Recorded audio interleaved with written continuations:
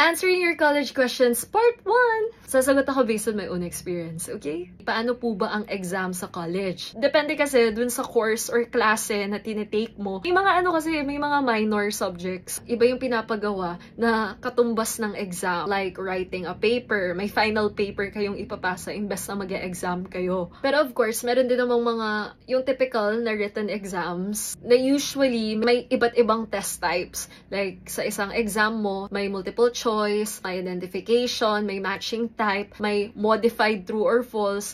Marami ng modified true or false ngayon. Hindi na siya yung true or false lang. Para sa mga hindi nakakaalam, yung modified true or false, naka-underline word sa statement. Tapos, papalitan mo yon para maging tama pag ang sagot mo ay false. Meron din yung true or false na dalawang statements yung ibibigay. Tapos sasabihin mo kung A, both statements are true, B, both statements are false, C, only statement 1 is true, D, only statement 2 is true. Yung mga ganon. Yun yung test type na masakit sa ulo. Tapos yung multiple choice, hindi madali ang multiple choice. Baka inisip niyo, yes, may multiple choice pa rin sa college.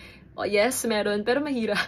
Mukhang lahat ng sagot tama or mahirapan kang hanapin yung tamang sagot. Ano na kasi, higher order thinking skills na yung kailangan mo sa mulcho. So, more on analysis na to, situational, critical thinking, problem solving. Ganun na siya. Hindi lang siya yung kung ano yung nabasa mo sa libro, yun din yung lalabas. Kailangan mo na ng critical thinking. Kaya nga usually, identification talaga yung pinakamadali. Tapos ayun, may mga pa-essay din. And usually, yung mga written exams, maraming test types yan. Bihira lang ako naka-encounter na isang test type lang yung ginamit. Pero meron, essay lahat yung exam. Sagutin ko yung mga iba niyong tanong sa susunod na video. Kita-kits tayo sa next vid.